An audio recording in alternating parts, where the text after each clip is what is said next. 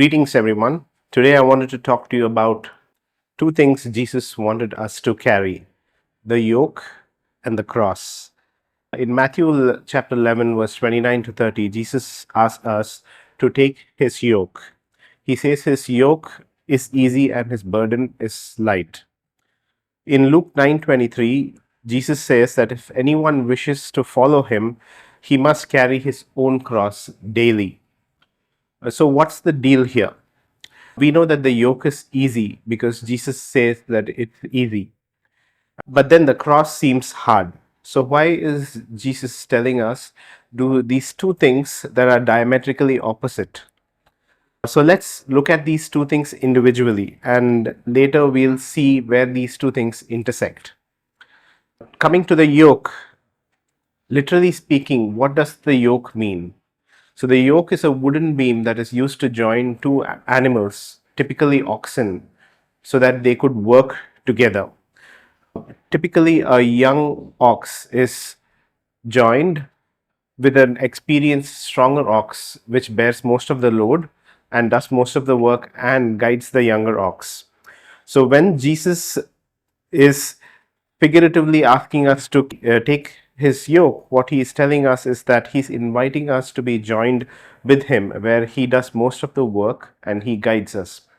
When he says his yoke is easy, he's contrasting his yoke with the heavy yoke of religion, where you have to perform in your own strength. When he says the burden is light, it is because the yoke is based on grace and not legalism. We don't have to earn salvation through merit, but trust in Jesus' righteousness. Now, coming to the cross, what does carrying our cross mean? Here, Jesus is talking about discipleship. He's calling us to a life of surrender, even when it costs us something.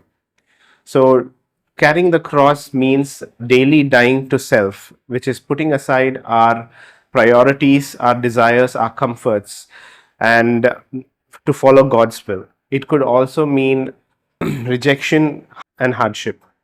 This is what Paul meant when he says in Galatians 2:20 that I have been crucified with Christ. It is no longer I who live, but Christ lives in me. So the yoke and the cross are both central to the life of a believer. They are two sides to the same coin. There is a beautiful tension and balance between the yoke and the cross. The yoke is living under Jesus' lordship, and the cross is dying to our own lordship. Also, note the paradox here that when we take the yoke, we find rest, and when we carry the cross, we find life. So, here's the question: as a Christian, is it possible for me to take the yoke and disregard the cross, or carry the cross and disregard the yoke? Well, the short answer is no, but let's see why. Taking the yoke without carrying the cross can become shallow. We may want the rest, the peace, and the guidance that Christ has to offer, but not the death to self and surrender that the cross requires. We want all the benefits of Christ, but without the cost. This is like the rich young ruler who approached Jesus with a genuine question. He wanted to know how to attain eternal life.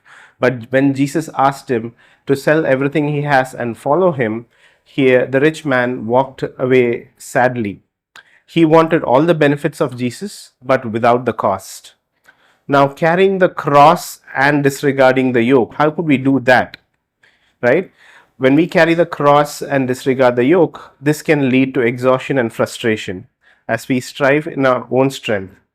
Also, the cross without the yoke lacks intimacy. The Pharisees are a great example of this. They imposed great religious burdens on people and on themselves, but they fail to understand the heart of God. So, in closing, the life of a Christian is marked by both the yoke and the cross. The yoke and the cross may seem like it is a calling to burden and death, but it is actually a calling to rest and resurrection. Thank you.